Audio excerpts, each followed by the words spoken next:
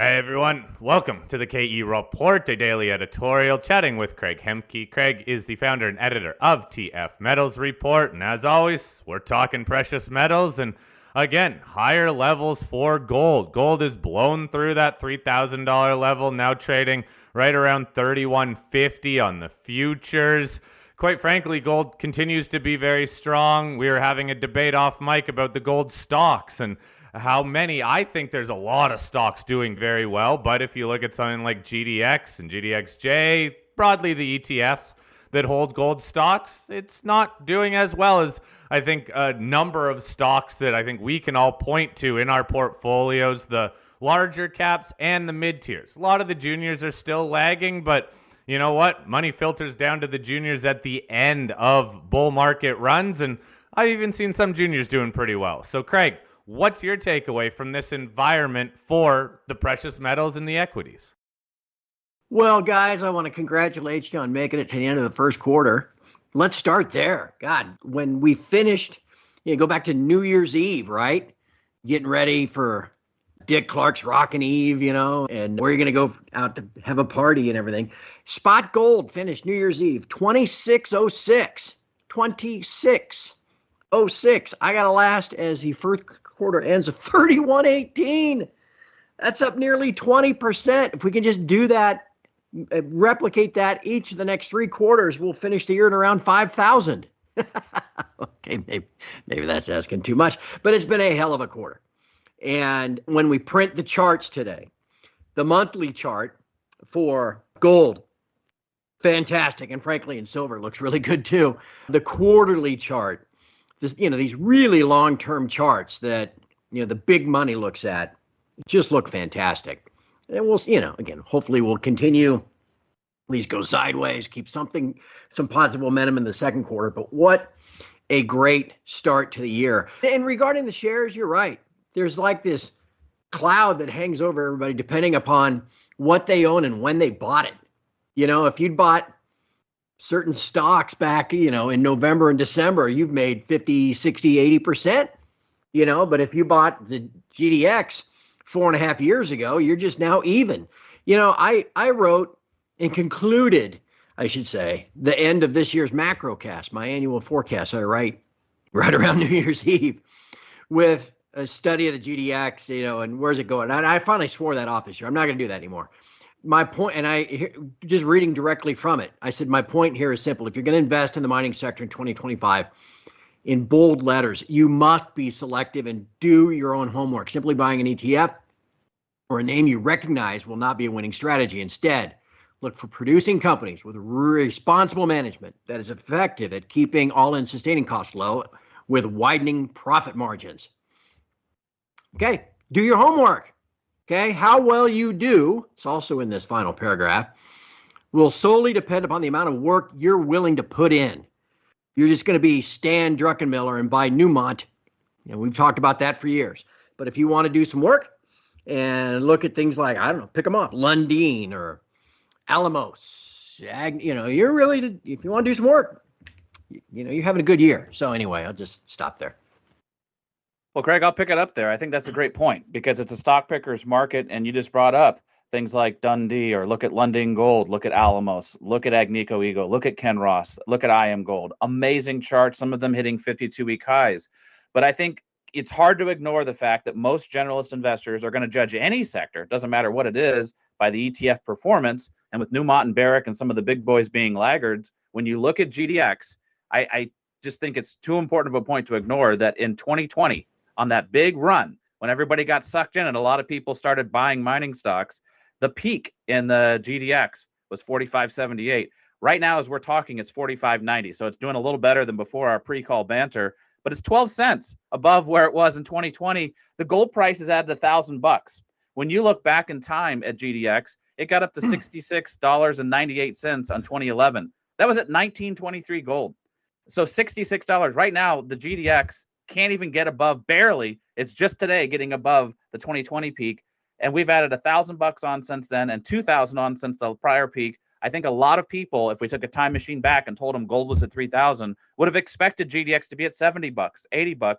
The fact that it's not is going to cause most generalist investors to look at the sector and still possibly shrug. But the hope is that with this Q1 earnings coming out, maybe that gets the ball rolling. What do you think about Q1 earnings finally tipping the scales to the point where these margins are too big to ignore? All right, don't let me forget about your last point, because I'm old and my mind wanders. But I want to follow up on this stock picking thing. And this is, frankly, you can make this a commentary on the stock market in general in 2025. I'm an old stockbroker. I got my Series 7 license in June of 1990.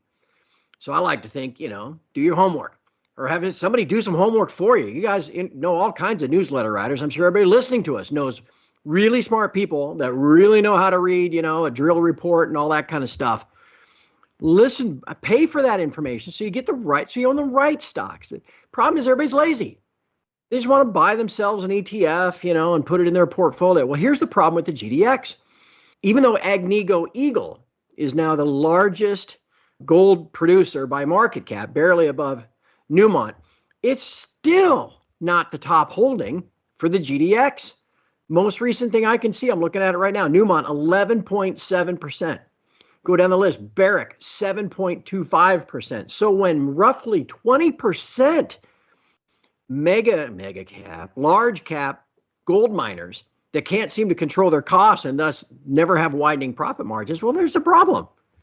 But if you want to do your homework, and look at others that are on this list and just buy them individually, make your own portfolio of Agnico Eagle and Wheaton, Franco-Nevada, Kinross, Alamos, go down the list. Probably going to do a little bit better. Again, so your point is well taken, though, about, the generalists, because that's how they roll these days. They just buy an ETF and then they look at it and get frustrated. All right, so I remembered your other part of your question, Shad. I think what's encouraging for where we're going to go this month, April, the rally that's ongoing through the end of March in the GDX, in that it came down, if we're going to use this as a proxy, came down after the last earnings cycle concluded, which is typically what happens, right? It rallies and everybody sells the news because they think, well, that's not going to go anywhere now for another 90 days. And so we peaked out, 42.5 back around Valentine's Day and then fell to 39 by the end of February. And it's like, okay, we're just going to pull back to 36 by sometime in, April, and then we'll rally again. No, we turned right around. And here this month, we've gone from 39 to 46. Math on that is what? Not quite 20%. And it's almost like it's not front running the earnings, but it's almost like more people are starting to kind of go, oh, wait a second. This is going to be a good quarter. Why would I wait? Quarter's over. What's the average price for gold through the course of this quarter going to be versus what it was in the fourth quarter? And so it's a good sign, I think, from a generalist flow of funds standpoint, that we've been rallying absent that first 2 weeks after earnings for the last quarter.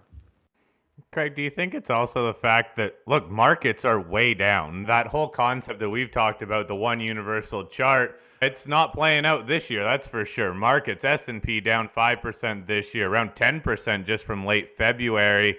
GDX up about 35%. It's been a complete divergence there. Yes, we're still not seeing the volume in something like GDX, but again, there's so many stocks that are up 4-5 times just in the last year. Is the market meltdown in a way holding GDX back a little bit in your eyes? Well, you can see that intraday. Like today, for example, here we're on Monday the 31st.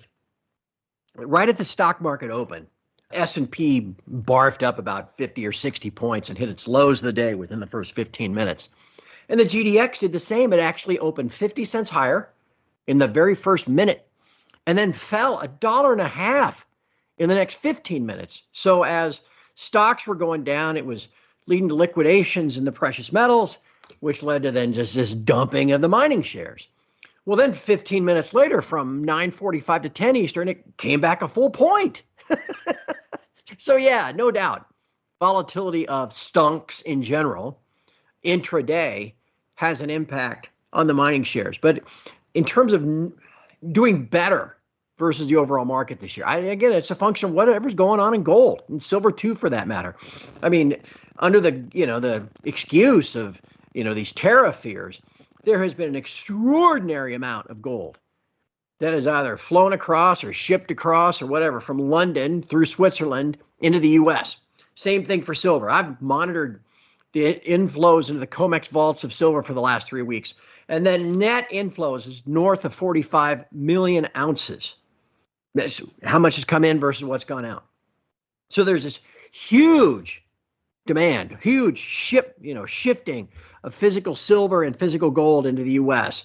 Again, tariff related, I don't know, but the amount of deliveries posted to the COMEX over the last 4 months for gold and silver is just the last 4 months is in excess of the entire amount of deliveries that we usually see in a full calendar year.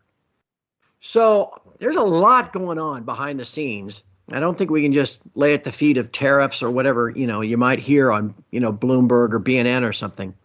And that's spilling over into a higher price for the metals. And that's, again, smarter investors are looking at that and going, wow, these gold miners, they're sure making a lot of money and buying the shares. Well, and Craig, we should also bring up the point we've made many times on the show with you, and that is that the gold stocks and the silver stocks both track silver much closer than they track gold. So while gold is having record high closes on the monthly and quarterly today, silver's not. And since the GDX tracks silver on a very tight correlation, how are you looking at silver in light of all those deliveries? How are you looking at the silver price action? Yeah, biggest problem silver has, if we really kind of drill down to the moment, the commitment of trader structure in silver is a little heavy. It has been for a couple of weeks. And it's not to say it can't go up. We've had good days, and here we are, $35 an ounce for COMEX silver. But there's a reason why it's lagging gold, because I think last week I referred to it as a dichotomous cot, right? Because the gold cot structure is, it's a little heavy, but it's not nearly to the same degree that silver is, which implies that there's room for the usual buyers to still come in and get long gold futures and push it up. Whereas in silver, the usual buyers appear to have bought. So now we either need a gentle pullback in price that washes a few of them out, so then they come back in and buy some more and push price up at another leg, or we need to find some more buyers to come in, some new ones. And that just kind of, again, that's what I think is driving this kind of disparity between the two at present. You're right, though. If later this year, because I don't think it's imminent, but if later this year silver can break out above 35, 50, 36 and make a run toward 40, and then, who knows what can happen after that? I don't think anybody, I know I wasn't in January of 2011 when we were $18, and then we went to 28 and then 38. I didn't think 48 was right around the corner, but it was. So who knows what can happen once you start breaking out. But boy, if and when we do, yeah, history would suggest that correlation suggests that shares will really be flying. That's for sure. So, Craig, look, as we've been talking for the last number of months now, a lot of things, almost everything is going in the favor of gold. And even the stocks are doing fairly well. But again, gold has gone practically vertical, up 14 out of 18 months, up 11 out of 14 months, with 1 month outside of that 11 being flat. Do you worry at all that because of this vertical rise that there may need to be a pause period, a top, whether it's a short-term top or a medium-term top, being put in here sometime soon for gold or even the gold stocks? Yeah, if you look at that chart, Corey, you'll see, as you would see in any bull market, anything, an uptrend with buried within it these what we would call a bull flag or a consolidation period of varying lengths, couple of weeks, couple of months. And gold's been doing that. It probably is due for another one. It's like we started the year with 8 straight up weeks and then had a really tough last week of February. And then now here we are going up again. I don't know if it's surprising or not, but the last couple of times I thought we were going to pull back in March, we just powered straight through it. I thought last week was going to be a tough week for gold because we had COMEX option expiration. We had the April contract going off the board. We had this looming end of the month coming today. And all gold's done is go up. Again, though, like anything else, you got to it pays to be contrarian a little bit. At one of the oldest and most tried and tested adages we have at TF Metals Report is if you're trading, you've always got to be ready to sell a little when things look the absolute best. Just like you always got to be ready to buy some when things look the worst, because it's just the nature of the beast with the metals. And, kind of like late October, and I remember you asking me this back then, Corey. It looked so good. What could really derail things, because we were kind of searching for that. And something was, and look what happened. Trump got elected, and everybody was talking about inflation and growth, and gold fell 10%. There's always that type of specter hanging over things that, the momentum can shift, the buying momentum runs out, price tips over, everybody runs for the exits at the same time, and you got that next consolidation. But in terms of completely topping it, and looking back 2 years from now and going, God, gold was 3,000 back in 2025. Damn, I sure wish I'd sold. The math is the math, and the fundamentals are so strong. It's hard to see where a long-term top could be in place. I think what we see instead is just this running bull market pattern of 2 steps forward, 1 step back, a big rally, a consolidation, another rally, another consolidation, that sort of thing. Yeah, one thing to consider too is that other bull markets in gold has gone up 5, 6, 7, 8 times in price. Right now, we're arguably, we're over 3 times in price over 10 years. So who knows just how much more upside there could be here. Craig, always interesting chatting, and boy, oh boy, our calls have sure gotten a whole lot more positive over the last year with this skyrocketing gold price. So much more for us to talk about next week. I'm sure we'll need to cycle back to tariffs again, because that's what this week is going to be all about, and we'll see what the price action is on the back of that. Craig, great chatting with you, and everyone, click that link in the show notes to visit Craig's website, tfmetals.report.com. Thanks, Craig. Have a great week, guys.